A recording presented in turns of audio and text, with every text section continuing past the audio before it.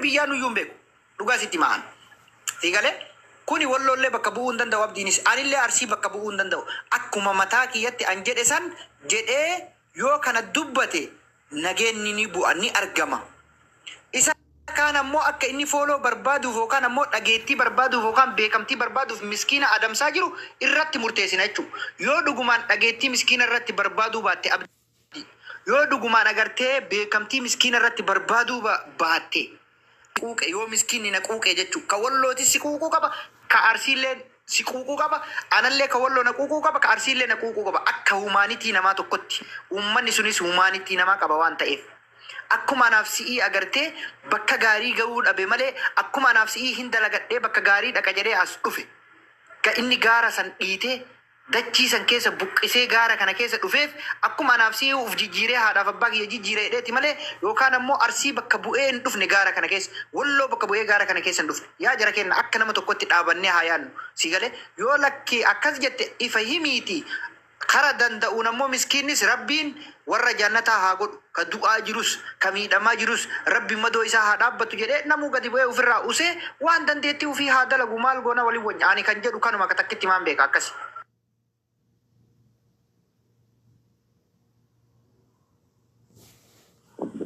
Jibbaa dhuunfatiif nama qabaa jiru ka jedhu akkasitti laallanna jedhee ati yaada kana akkamitti fudhattaa nurraa fudhattaa ka jedhullee yaada sii qabnaa dubbadhu.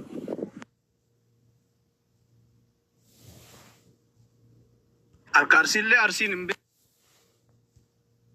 Inni walloo Arsiillee uummanni Arsii isa hin beeku. Namni asirraa bakka isa buufate tokko iyyuu hin jiru. Hundumtuu yaaduma mataa ofiitiin waan lubbuun isaa dalagiisa jedhe jechisiise. Ammaaf dhugaa rabbii yoo dubbatuu taate yoo Oromummatti ka'amananii Oromummaadhaaf xiqqoo dhiini Oromummaa keessa jiraate warroota asirraa akkana waan kana Arsii keessaa akkana gossaa jirus maqaa Arsiidhaate ka wallollaa maqaa walloodhaate akkana gossaa jirus yoo namummaa xiqqoof keessaa qabaatan waan kana haa hiikanii. Kanaan ala ammoo wanni badii buusaa jiru ummata koomentii warra namoota akkanaatitti argamee jala deemee ho'isu kana. Kana waan tokko muradhaati. Inni kasheekaallee akka sheekaatitti inni qeesiillee akka qeesiititti nama namoo bakka akkana jala deemee koomentii adda addaa barreessee fi itti ho'isu ka koomentii barreessu rabbi akka harka isaa cabsu ka gurraan dhageeffatu rabbi gurra isaa akka duuchu sheekotii kennaafis qeesota kennaafis waanuma itti amantamma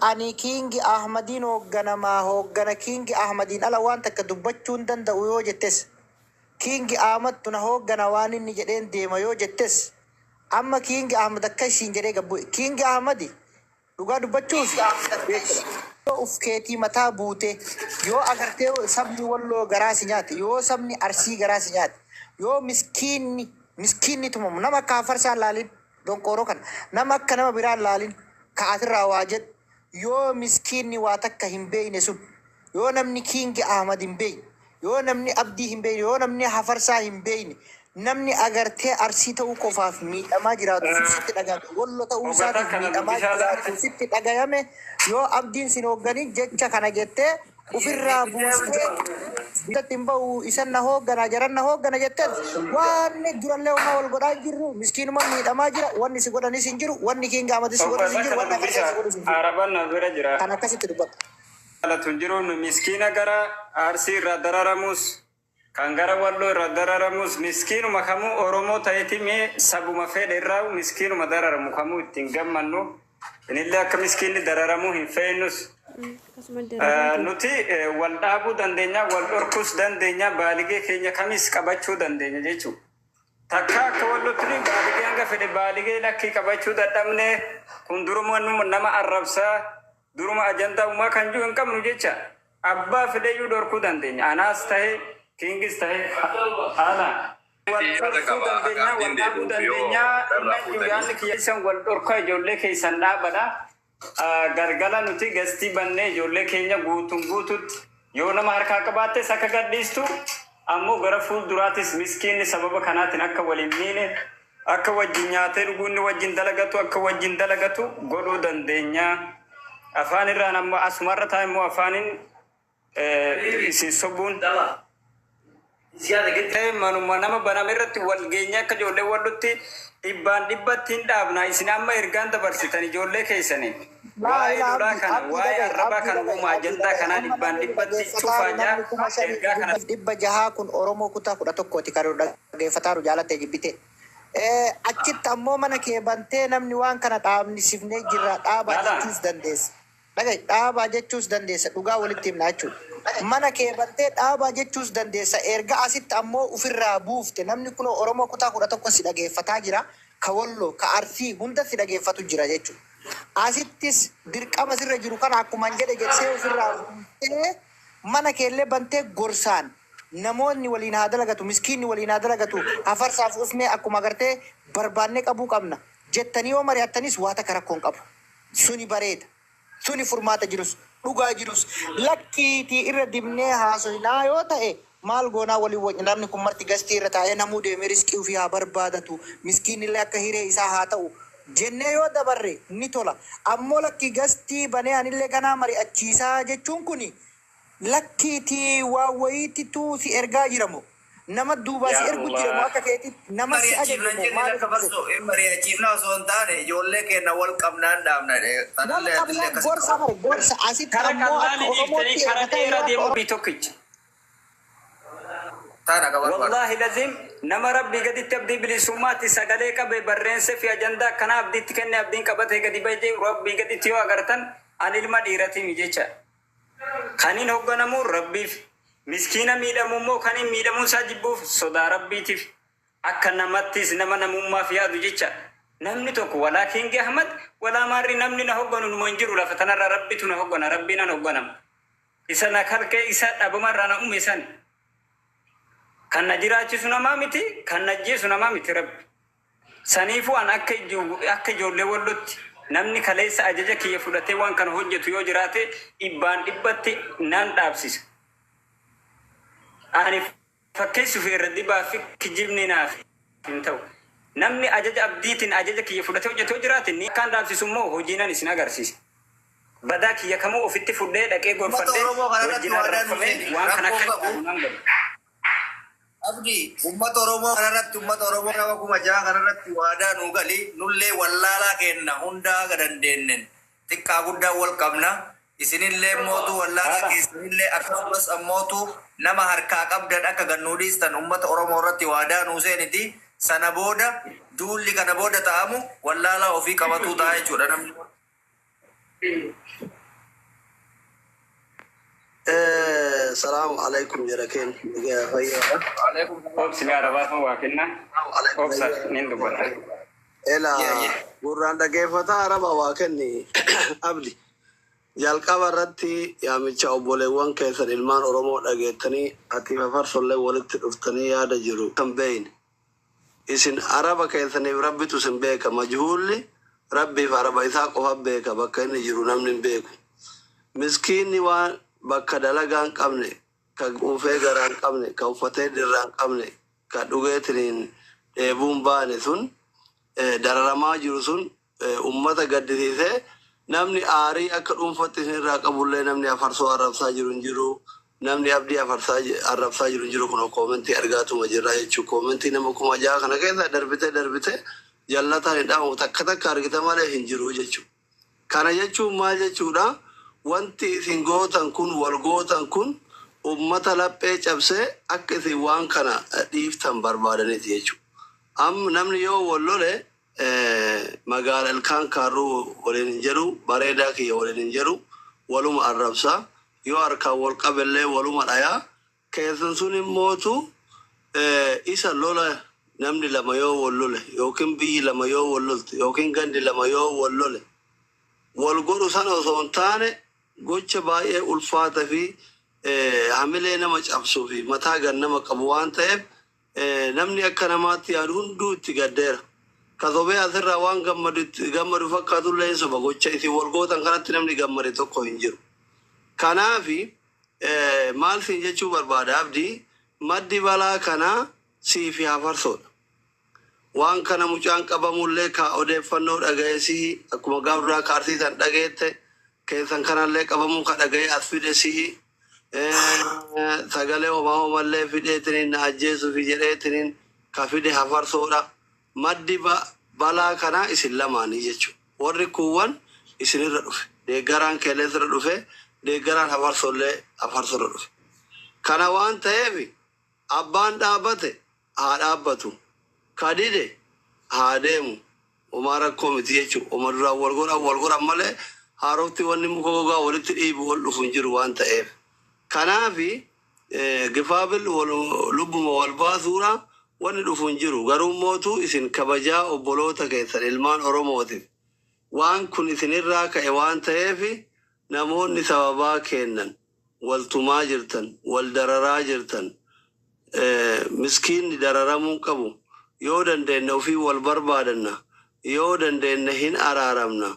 Sababaa kennan miskiina ka wallollee, ka arsillee hin dararinaa dhiisaa yoo jette ijoolleen deeggartoonni keessanillee asuma jala jiranii deeggartoonni koomentillee warri waa qabullee warri waa tumullee asuma jala jiran waan ta'eef ergaa akkasii osoo dabarfattanii miskiinni guyyama kana haga galgalli sun ga'u qalbii takkaan re'ee ofii jala deemate si galeemi amma re'ee yoo barsiima shokoggootuillee na qabuunatti dhufan jedhee qabu keessa fincaa'u jira jechuun si galeemi. Arabiyaa jirtu ka biyya biraa jirtu eegen kirkiraa jirtu jechuun namni dammaqanii duuban itti deeme dubbachuu yoo ta'e jibbisiisa gochisi walgootan kun wallahi namni ammaa marra gattaa'uu sodaate muka ta'e natti ol taraa jira bulee sodaabatee boolii ba'u malee wanni hafe tokko hin jiru. Kanaafi wanni isin gootan kun gocha fokkisaa fi nama jibbisiisu waan ta'eef walgootan kun nama jibbisiisu waan ta'eef maaqabii kan osoo uummatarraa kaaftanii bammil ansaarno karaa kanaan beellamni beellama homaa rakkoon qabu galgalallee ammaa dhufa galgalallee ga'e sa'aati matakka hafe hagasumaafuu miskiini nagayaa re'inuu fi barsiima qicee fi ol haa naqatu waan kana garamaan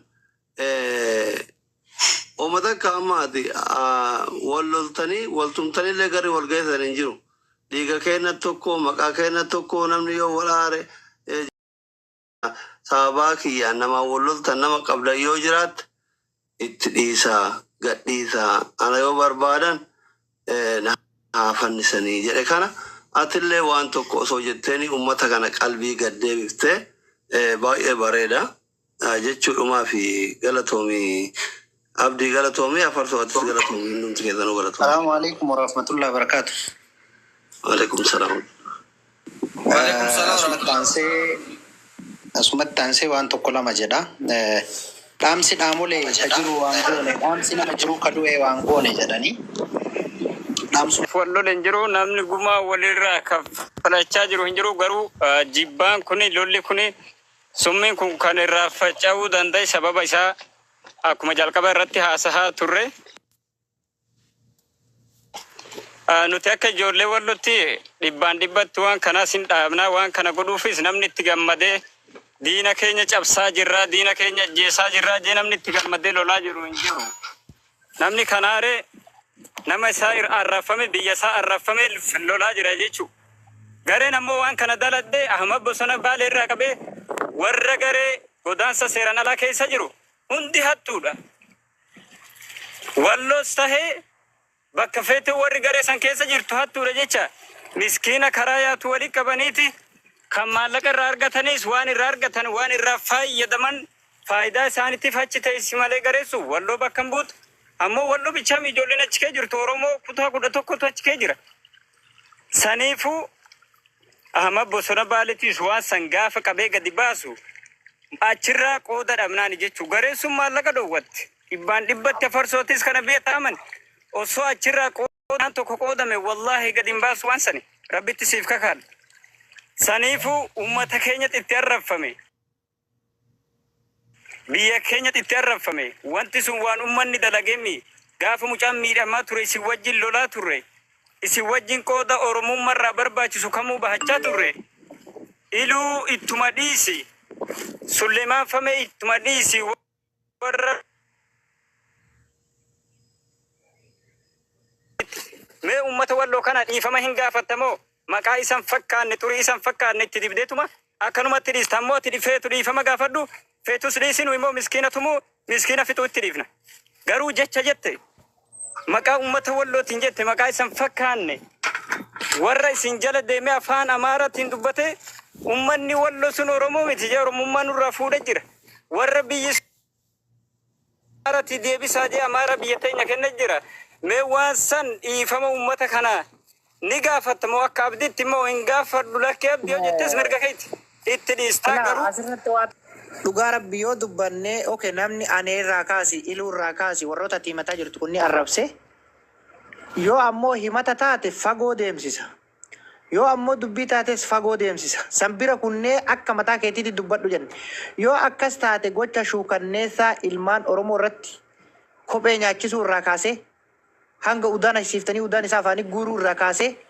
hanga rasaasa sibiila afaan hin beeyneetiin ilmaan miskiina fixuu irraa gaafa ka'e gaafa kana ka jechaattutii caalamamoo ka ilmaan lubbuun namaa akkas taate gurri irraa murame jettanii gurra irraa muraa jettanii haasoytan san hundaan agartee rifeensa gogaa irraa haadaa jettanii ilmaan namaa dhiiga irraa gannayxanii dhiigni lafarra lola'e san ka albee itti cuqaaltanii albee lafarra lola'e kan suni hoo tapha arrabni kiyya hayyee dhiifama gaafachiise suni akkamsitti fakkaate sun akkamitti ilaaltee himatnaa achi as fiddee amma haasoytu arraba akkas jedhe kana dhiifama gaafatta gaafa jettu dhiiga lola'e san agartee nama agartee akkasi qabamee kophee udaan irraan deemame udaan dudduu duuba dibamee arraabee biyyoon afaan dibamee akka waan awwaalameetti odoo jiru ilminamee akka nama tamboo nyaatee abbaa jara na kaasitan dhiifama gaafatta warri waa jedhe kun jedhaa bar ila arraba nama awwaalameetti biyyeen afaan laa dhugaa yoo dubbanne dhugaa dubbatuun bareeda bar ila yaada keessan dhageessanii bar nama baay'ee jira dhugaa dubbanna jechuudha ila dhageeffadha laa isa duubatta lamaanuu ganda walii arrabsanii jirtanii isin lamaanuu dhiifama gaafadhaa kalaas isin lamaanuu ganda walii arrabsanii